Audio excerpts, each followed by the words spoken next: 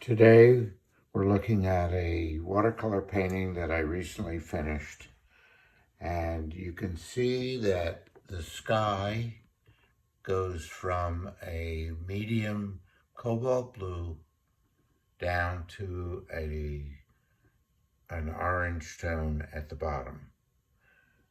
This is what's called a graded wash and is a very useful and important tool in watercolor painting. So I'm going to show you how to create a graded wash. First thing I'm going to do is mix up a pool of blue paint sufficient to cover the area in my painting that I want. So I'm taking pigment out of the palette well, and I'm making a big puddle of it. And you have to have enough judgment to know when you have enough, because the worst thing that can happen is that you'll run out of paint partway down your wash area. Now I'm cleaning my brush of the blue paint, and you can see that the water running out of it is nice and clean, pure water. So I'm ready to mix up the yellow-orange. So I'm going into the yellow-orange part of the palette, taking out some paint, putting it into my well, where I'm going to mix up a nice yellowy-orange puddle. All right, I think I have enough. Now I'm going to go back and wash the brush clean and start with the blue at the top of my page. You'll notice that my paper and my board are tilted. That's essential because the water runs down the page and you want to run it down as a continuous curtain of paint.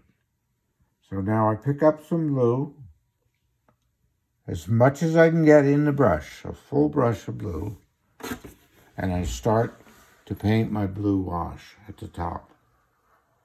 I go all the way across, and you can see I have a big bead of blue at the bottom of that stroke, and I put my point of my brush right into it.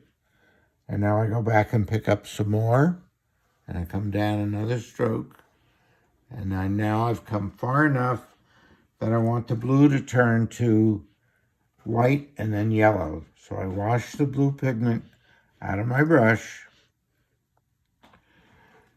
and I start with a little bit of yellow-orange, and I blend it right into the bottom of the blue wash. So the blue starts to turn to a very pale yellow.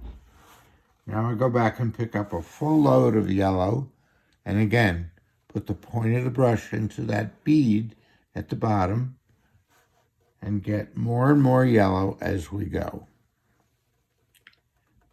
You can see it did turn from blue to yellow.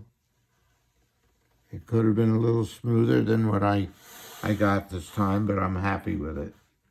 I'll continue down the paper, chasing that bead, that big fat bead of pigment right across the paper until I reach the bottom. Then I get as much of the paint and the water out of my brush as I can.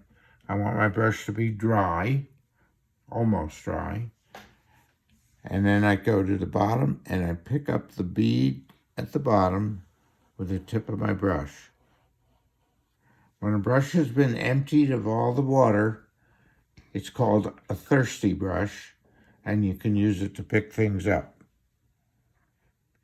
At this point, you don't go back and touch the painted area, because if you do, you'll ruin it. Okay?